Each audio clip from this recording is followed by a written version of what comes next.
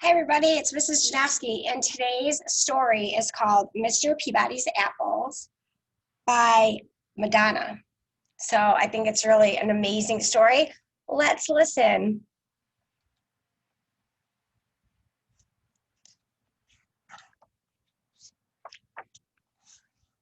The two main characters are Mr. Peabody and Billy Little. They got their own little page there, title page. This water tower says, "Welcome to Hattville." So that would be the setting. And as you can see, lots of the kids enjoy playing baseball. In the town of Hattville, which wasn't a very big town, Mr. Peabody was congratulating his Little League team on a great game. They had not won, but no one really cared because they had such a good time playing. Mr. Peabody was the history teacher at the local elementary school, and in the summertime, he dedicated every Saturday to organizing baseball games with other schools. Billy Little, who wasn't a very big boy, was one of Mr. Peabody's students. He loved baseball more than anything, and he thought Mr. Peabody was the greatest. After each game, he would always stay to help pick up all the bats and balls. And when they were finished, Mr. Peabody would smile and say, "Thanks, Billy. Good job. I'll see you next Saturday." The caption over here reads, "Mr. Peabody congratulates his Little League team on a great game."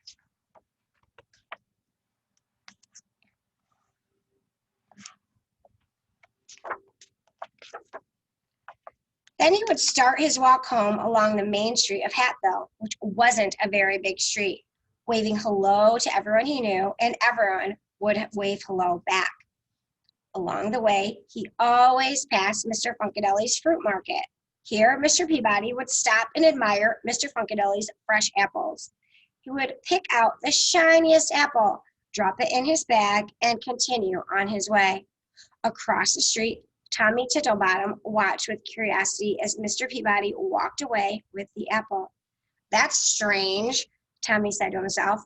"Mr. Peabody didn't pay anyone for the apple." Tommy got on his skateboard and rushed to tell his friends. Mr. Peabody picks the shiniest apple.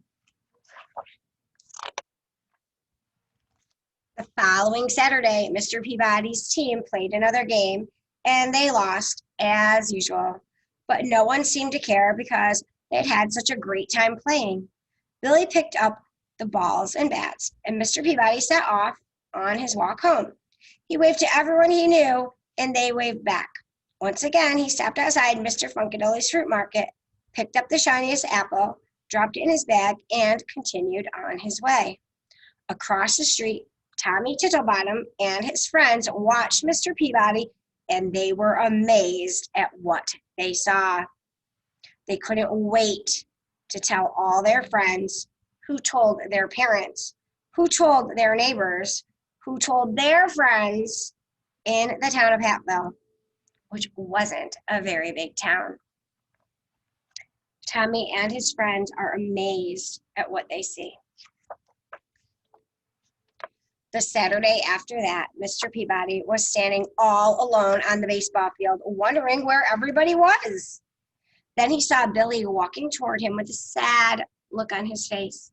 "Hello, Billy. I'm glad you're here. But where is the rest of the team?" asked Mr. Peabody. Billy remained silent. "What is it, Billy?" he asked again. Billy didn't look up. "Everybody thinks you're a thief," he said to the ground. Mr. Peabody looked confused. He took off his hat and scratched his head. "Who says I'm a thief, Billy? And what did I steal?" he asked. "Tommy Tittlebottom and his friends said they saw you take an apple from Mr. Funkadeli's fruit market twice, and they said you didn't pay for them," answered Billy.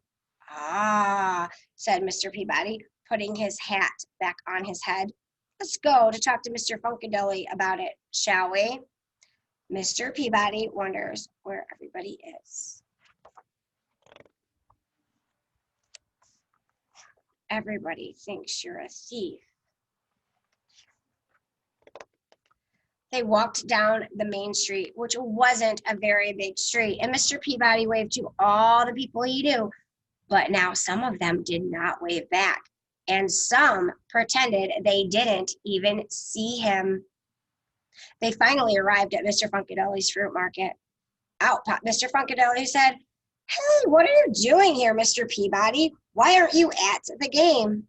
"There wasn't a game today," said Mr. Peabody, "and I was wondering if I could take my apple earlier than usual." "Sure, why not?" replied Mr. Funkadeli. "You pay for them every Saturday morning when you pick up your milk. You can take them when you like." "You want the big shiny one, Mr. Peabody?" Mr. Peabody took his apple, smiled, and offered it to Billy. "I would like to take the apple, Mr. Peabody, but I have to go find Tommy and explain everything," said Billy. "When you find him, ask him to come over to my house. I would like to speak to him too," replied Mr. Peabody. Mr. Peabody offers Billy the apple. A little while later, Billy found Tommy and told him what had happened with the apples. He told Tommy that Mr. Peabody wanted to speak to him right away. So off Tommy ran, and when he arrived, he rang the doorbell, and Mr. Peabody came to the door. They looked at each other for a while. "Oh dear, Mr. Peabody," said Tommy on the doorstep. "I didn't understand. I should have not said what I said, but it looked like you hadn't paid for the apples." Mr. Peabody's eyebrows went up a little, and he felt a warm breeze blow across his face. "It doesn't matter what it looked like. What matters is the truth." Tommy looked down at his shoes and said, "I'm so sorry. What can I do to make things better now?" Mr. Peabody took a deep breath, looked up at a small cloud that was in the sky, and said, "I'll tell you what, Tommy. Meet me at the baseball diamond in 1 hour and bring a pillow stuffed with feathers." "Okay," said Tommy, who ran off to his house to get a pillow. Tommy rings Mr. Peabody's doorbell. An hour later, Tommy met Mr. Peabody on the pitcher's mound. "Hello, Tommy," said Mr. Peabody. "Follow me and bring your pillow." Tommy followed Mr. Peabody to the top of the bleachers, wondering what this was all about. "It's a windy day, isn't it?" asked Mr. Peabody. When they reached the top, Tommy nodded his head in agreement. "Here is a pair of scissors. Now cut the pillow in half and shake the feathers out." Tommy looked confused, but did it anyway. He thought it was a small price to pay to gain Mr. Peabody's forgiveness. The wind carried the thousands of feathers far and wide. Tommy meets Mr. Peabody on the pitcher's mound. The wind carries the thousands of feathers far and wide. Tommy looked relieved and said, "Is that all I have to do to make things better?" "There's one more thing," said Mr. Peabody. "Now you must go and pick up all the feathers." Tommy frowned. "I don't think it's possible to pick up all the feathers," Tommy replied. "It would be just as impossible to undo the damage that you have done by spreading the rumor that I am a thief," said Mr. Peabody. "Each feather represents a person in Hatfield." Each feather represents a person in Hatfield. There was a long pause as Tommy began to understand what Mr. Peabody was saying. Finally, he said, "I guess I have a lot of work ahead of me." Mr. Peabody smiled and said, "Indeed, you do. Next time, don't be so quick to judge a person, and remember the power of your words." Then he handed Tommy the shiny red apple and made his way home. Mr. Peabody makes his way home. The end. But I really love this last picture because it's showing that he did try to make things right by collecting all those feathers and then stitching it back up to look like a baseball, but he wasn't able to get them all. So this book is one of my favorites. I just absolutely love it. I think it's got such an important message. Don't judge people. If you think you see something, go to that person and ask them instead of spreading rumors. Rumors cause damage, rumors hurt. Other people just automatically believe what they hear sometimes, and they also don't question. And we do not need a community of people hurting each other. We need a community of kindness.